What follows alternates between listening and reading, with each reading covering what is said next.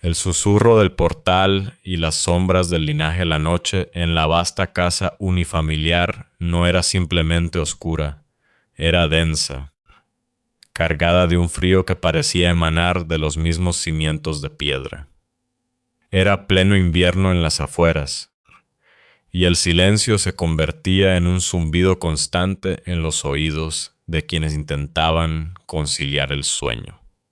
Todo estaba herméticamente cerrado, persianas bajadas, ventanas bloqueadas contra el viento cortante, puertas con el cerrojo echado. No debería haber sonido alguno, salvo el crujir ocasional de la madera o el zumbido lejano de la calefacción. Sin embargo, a las 3 de la madrugada, esa hora en la que el velo entre lo tangible y lo invisible se vuelve peligrosamente delgado, el silencio se fracturó. Una mujer, sumida en un sueño profundo, sintió cómo una voz la arrancaba violentamente de la inconsciencia. No fue un grito, sino un llamado insistente, agudo, cargado de una urgencia infantil. «Mamá, mamá». Ella abrió los ojos, con el corazón martillando contra sus costillas. Su primer instinto fue el de cualquier madre, saltar de la cama para socorrer a su hijo pequeño. Pero algo la ancló a las sábanas frías. Una punzada de extrañeza le recorrió la espina dorsal. Aquella voz, aunque infantil, no poseía el timbre de ninguno de sus hijos. Era una frecuencia distinta, un tono que parecía venir de un lugar que no figuraba en los planos de la casa. «Raúl», susurró ella, sacudiendo a su marido. «Despierta. Escucha eso». El hombre se incorporó aún aturdido. La voz se repitió, flotando en el aire viciado de la habitación cerrada. «Mamá, mamá». Sonaba lejos, como si viniera del final de un pasillo infinito, pero al mismo tiempo tan cerca que ella juraría haber sentido el aliento frío del niño cerca de su oído. «Será un vecino», balbuceó Raúl, tratando de racionalizar el miedo que ya le erizaba el vello de los brazos. «¿Qué vecino, Raúl? Estamos en invierno, todo está cerrado.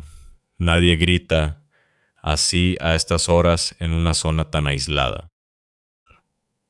Llevamos 3 años aquí y nunca hemos oído ni un suspiro de las casas contiguas». El aire en el dormitorio se volvió pesado, casi sólido.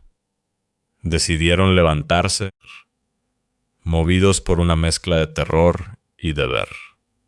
Al entrar en la habitación de sus hijos, encontraron a Mark, el más pequeño, sentado en su cama con los ojos muy abiertos, perdidos en la penumbra.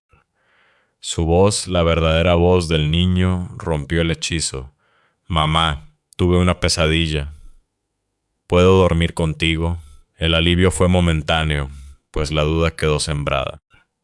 ¿Era la pesadilla del niño lo que se había manifestado físicamente en la casa? ¿O había algo más? ¿Un visitante sin nombre? ¿Que aprovechaba el terror de los infantes para cruzar el umbral y llamar a una madre que no le pertenecía? No había malicia en la voz, solo una curiosidad infinita y una soledad de siglos. Aquel fue solo el preámbulo de una serie de encuentros con lo inexplicable que marcarían para siempre el destino de varias almas conectadas por el dolor y el misterio. Y el que no creía en el más allá, en las tierras cálidas de Andalucía, donde los olivares guardan secretos bajo el sol abrasador, vivía Alba. Desde muy joven, ella supo que su percepción no terminaba en lo que sus ojos podían ver.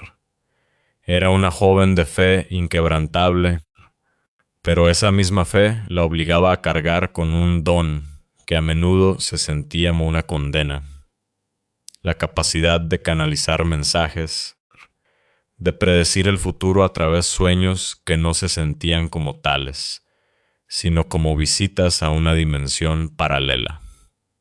Todo comenzó en el año 2020, en medio del silencio sepulcral de la pandemia. Alba conoció a un joven, un hombre cuya vida estaba marcada por la figura de un padre rudo, de manos curtidas y corazón distante. Aquel hombre, su futuro suegro, era el pilar de una familia que parecía ignorar las sombras que se echaban en su pasado. Un día, mientras Alba descansaba en la habitación de su novio, el cansancio la arrastró a un sueño lúcido. Se vio a sí misma desde el techo, observando su propio cuerpo dormido. En una esquina de la habitación, emergiendo de las sombras, apareció una anciana de rostro sereno, pero mirada imperiosa. Alba nunca la había visto en vida. La mujer había fallecido poco antes de que ella llegara a la familia, pero la reconoció por los retratos que adornaban el pasillo. Era la abuela de su novio. La anciana se acercó al oído de la Alba espectral y le susurró un mensaje que quemaba como el hielo. Dile a mi hijo que ya es hora de que el niño lo sepa.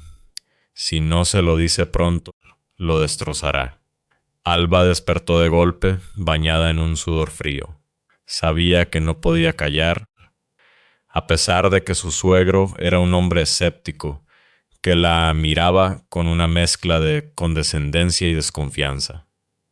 Cuando finalmente se atrevió a confrontarlo, el hombre se quedó lívido. La joven repitió las palabras exactas. Ya es hora de que el niño lo sepa. El suegro la llamó loca. La echó de su lado con desprecio, pero en sus ojos Alba vio el destello del pánico. Aquel secreto era una bomba de tiempo. En ese mismo sueño, la abuela le había hecho otra revelación, una más personal. Alba quedaría embarazada pronto. A sus 17 años, la idea le resultaba aterradora. Usaba protección, era cautelosa, pero el destino, o quizás la voluntad de los ancestros, tenía otros planes. Un mes después, la prueba de embarazo marcó 2 líneas definitivas. Fue entonces cuando su novio, al ver cumplirse la primera profecía, comenzó a creer. La tensión en la familia estalló meses después. El secreto que la abuela quería desvelar era una traición a la sangre. El hombre que su novio llamaba padre no era su progenitor biológico. La revelación fue un terremoto que derribó los cimientos de su identidad. Gastaron fortunas en pruebas de ADN forenses solo para confirmar lo que una muerta ya había anunciado desde el otro lado. A pesar del dolor, el lazo que los unía resultó ser más fuerte que la biología. El suegro, el no padre, fue el único que permaneció a su lado durante un embarazo difícil y lleno de amargura. Pero las sombras no habían terminado su danza. Un año después del nacimiento de su hija, la abuela volvió a los sueños de Alba. Esta vez, la atmósfera era diferente. El aire en el sueño olía a tierra mojada y a flores marchitas. La anciana no traía consejos, sino un ultimátum. A mi hijo le quedan 3 años de vida. Alba despertó llorando, abrazada a su novio. Le confesó la sentencia de muerte. Durante 3 años vivieron con una espada de Damocles sobre sus cabezas. El tiempo pasó con una crueldad metódica hasta que, en octubre de 2023, un tumor silencioso, ignorado por médicos negligentes, comenzó a devorar al hombre desde adentro. La noche en que el suegro agonizaba en el hospital, ocurrió algo que desafió toda lógica sensorial.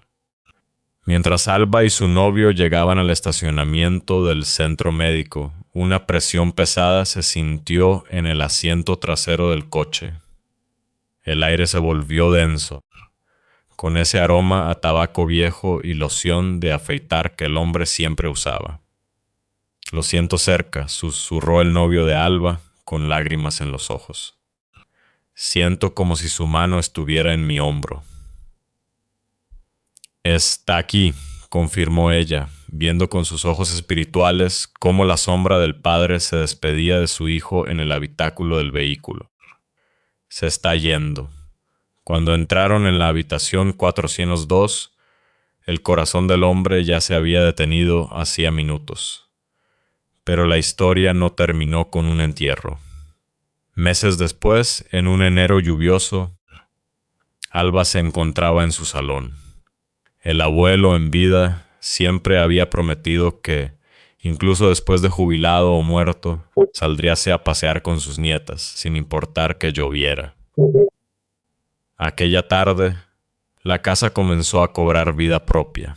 Las luces parpadeaban con un ritmo inteligente. El microondas se encendía solo, emitiendo pitidos en la cocina vacía. Las puertas de la planta superior se abrían y cerraban con una violencia que no correspondía a ninguna corriente de aire.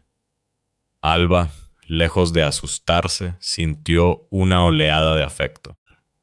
«Abuelo», dijo en voz alta, dirigiéndose al aire vacío del pasillo, «sé que eres tú, te echamos de menos. Si estás aquí, dame una señal clara».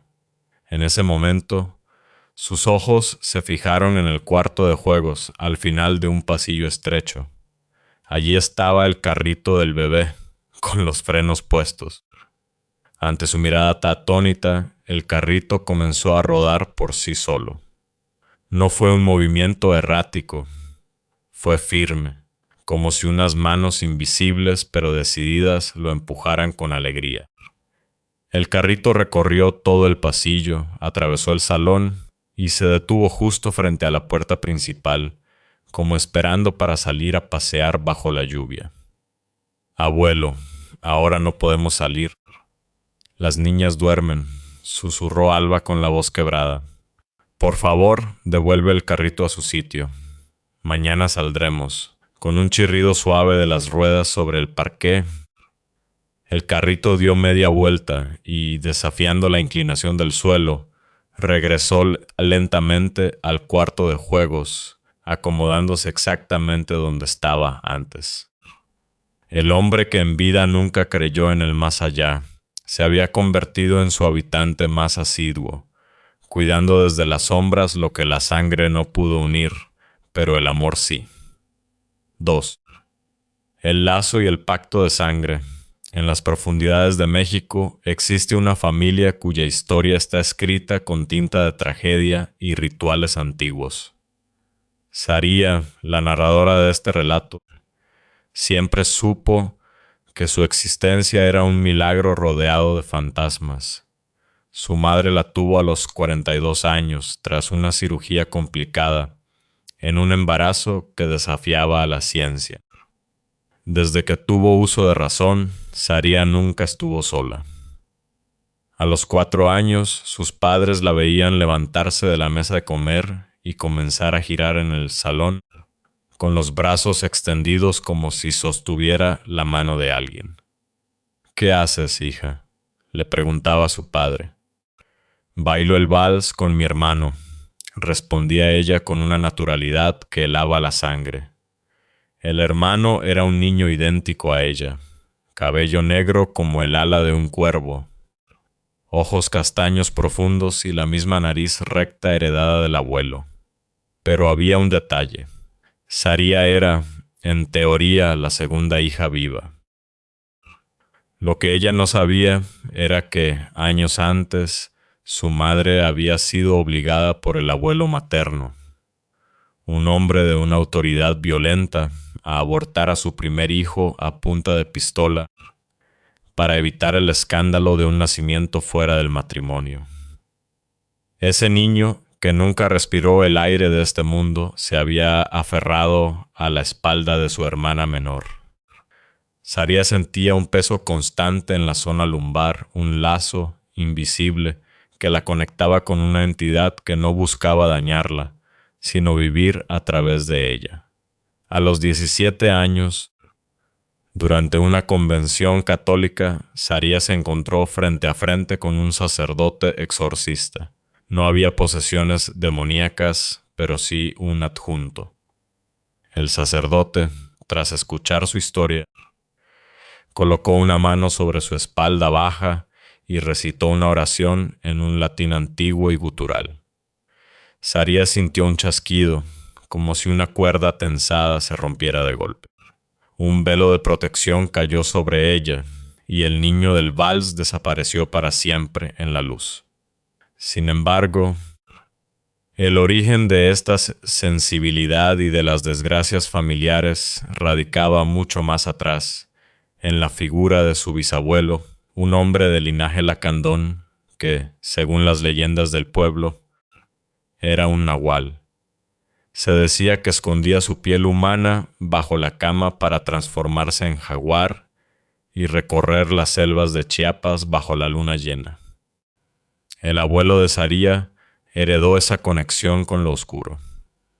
Él contaba, con los ojos perdidos en el vacío, que desde joven soñaba con un sacerdote indígena en el fondo de una cueva húmeda. El sacerdote le ofrecía un corazón latiendo en la palma de la mano, un pacto de sangre, riqueza incalculable a cambio de la vida de los suyos. El abuelo juraba que nunca aceptó. Pero la realidad contaba una historia diferente. De la noche a la mañana, una familia de origen humilde se convirtió en la más acaudalada de la región. Construyeron una mansión en una colina que dominaba la ciudad. Era un monumento a la opulencia, suelos de mármol de Carrara, un comedor de gala para 16 personas, pianos de cola, estatuillas de cristal y lujos que parecían fuera de lugar en aquel entorno. Pero el cobro de la deuda no se hizo esperar. En 2007, la madre de Saría murió de un cáncer fulminante. 2 años después, la abuela, consumida por la pena o quizás por el conocimiento de la deuda, se dejó morir de hambre. 1 año más tarde, un tío falleció en circunstancias tan turbias que la palabra veneno aún se susurra en los pasillos de la casa. Finalmente, el propio abuelo murió de una obstrucción cardíaca que le gangrenó la pierna, un dolor físico que no era nada comparado con su tormento espiritual. Saría recordaba entrar en la habitación del abuelo de madrugada. Lo encontraba sentado a oscuras, con la radio pegada a la oreja, escuchando estática, con el rostro desencajado por el terror. Él sabía que el jaguar venía a reclamar las últimas piezas del tablero. Al final, toda la fortuna se esfumó. Ni Saría ni su hermana heredaron un solo céntimo de aquel oro manchado. Pero en esa pérdida económica encontraron su libertad. Al no haber dinero, el pacto se dio por finalizado. La sangre se detuvo cuando el último centavo desapareció. 3. La piedra negra y el círculo roto. La última historia nos lleva a un laberinto de envidias y brujería familiar. El narrador, un joven que hoy tiene 19 años, creció en una familia dividida por las artes oscuras de 3 tías abuelas que practicaban una forma de magia tan antigua como peligrosa. Estas mujeres nunca aceptaron la unión de los padres del joven. Lanzaron una advertencia que quedó grabada en el aire. Te arrepentirás y tu familia sufrirá las consecuencias. El epicentro de la maldición parecía ser una festividad. El Año Nuevo. El primer año que celebraron la fecha en la casa de los abuelos paternos, murió el bisabuelo. El segundo año, la bisabuela. El tercer año, un tío abuelo en la plenitud de su vida. No eran coincidencias. Era un patrón, un sacrificio anual que se cobraba en el altar de la cena familiar. Pero el objeto conductor de esta maldad era una pulsera. Una pieza de bisutería con una flor plateada y una piedra negra en el centro, fría como el mármol de una tumba.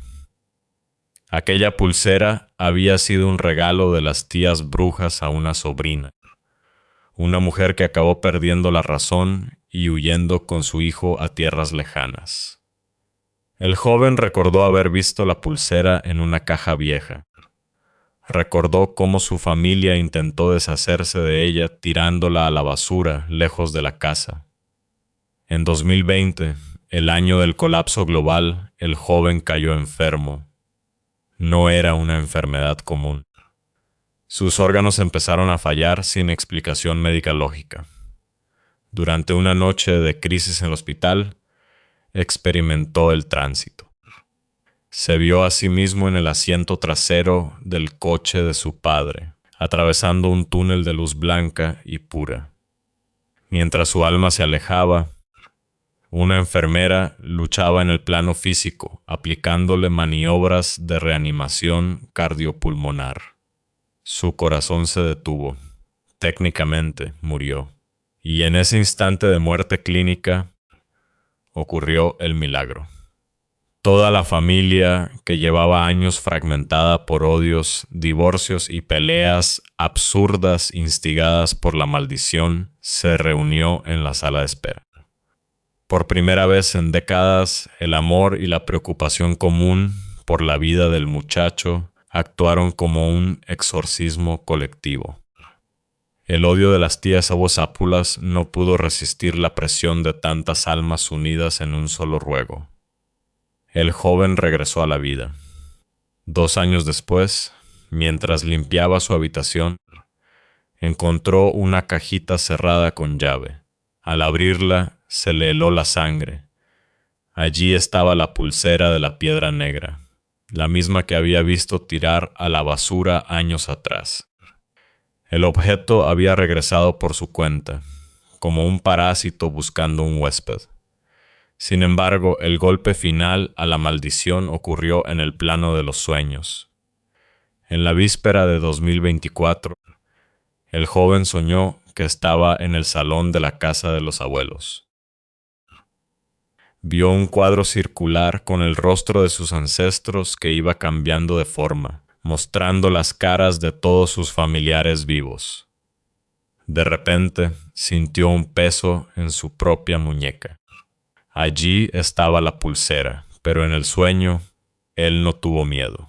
Miró la piedra negra y con un acto de voluntad pura, vio cómo el objeto se agrietaba. La pulsera se hizo añicos y cayó al suelo, convirtiéndose en polvo. Al despertar, el joven sintió una ligereza que nunca había conocido. La enfermedad, su muerte temporal y la unión de su familia habían sido el antídoto. La piedra negra se había roto porque ya no tenía oscuridad de la cual alimentarse. Las tías abuelas habían muerto hacía tiempo, pero su eco se desvaneció finalmente cuando el último de los descendientes decidió que el amor era un escudo más fuerte que cualquier conjuro. La casa que antes albergaba sombras ahora solo guardaba recuerdos. El ciclo se había cerrado y los muertos por fin podían descansar en paz, dejando a los vivos el regalo del silencio y la libertad.